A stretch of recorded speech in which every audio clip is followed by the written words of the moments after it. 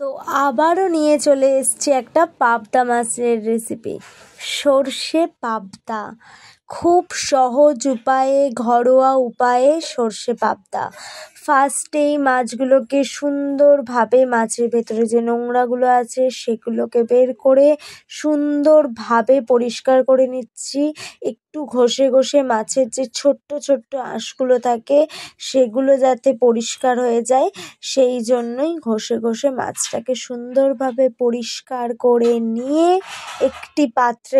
একটি পাত্রে রেখে তাতে হলুদ আর নুন সুন্দরভাবে মেখে নিলাম আমরা।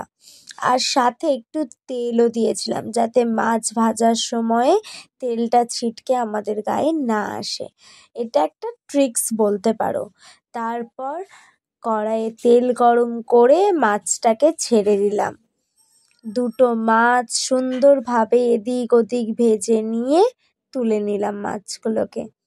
তারপরে এদিকে সর্ষে পাবদার জন্য টমেটো, ধনেপাতা, পেঁয়াজ সমস্ত কিছুকে সুন্দরভাবে কেটে নেওয়া হলো। পেঁয়াজগুলোকে একদম চিরি করে কেটে নেওয়া হলো। এবার একটা বাটনা তৈরি করতে হবে। তার জন্য হলুদ সর্ষে, কিছুটা কালো সর্ষে আর কয়েকটা কাঁচা লঙ্কা নিয়ে সুন্দরভাবে শিলে আমরা বেটে নিলাম। দেখুন, একদম মিহি করে বাটা হয়ে গেছে।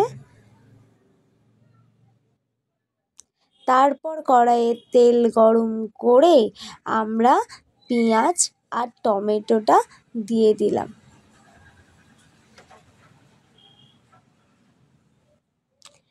দেখুন, পেঁয়াজটা হালকা বাদামি কালার হয়ে এসছে। তারপর একটু আদা বাটা আমরা অ্যাড করেছিলাম।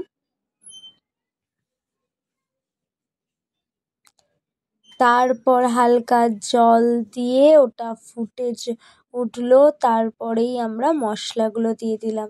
কিছুই না, হলুদ, একটু নুন, সমস্ত কিছু পরিমাণ মতো দিয়ে, পরিমাণ মতো জল দিয়ে ওটাকে ফুটতে দিলাম।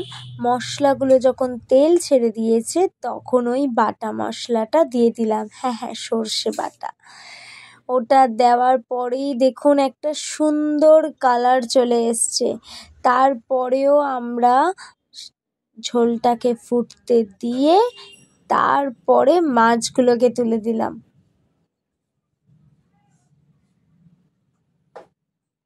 এবার কিছুই না, সুন্দরভাবে এদিক ওদিক করে দিতে হবে মাছটাকে, আর কিছুক্ষণ পরেই নামিয়ে নিতে হবে।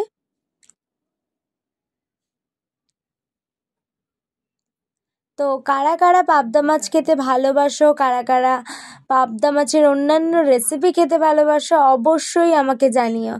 দেখো কত সুন্দর একটা কালার চলে এসছে। ওপর থেকে একটু ধনেপাতা ছড়িয়ে দিলাম।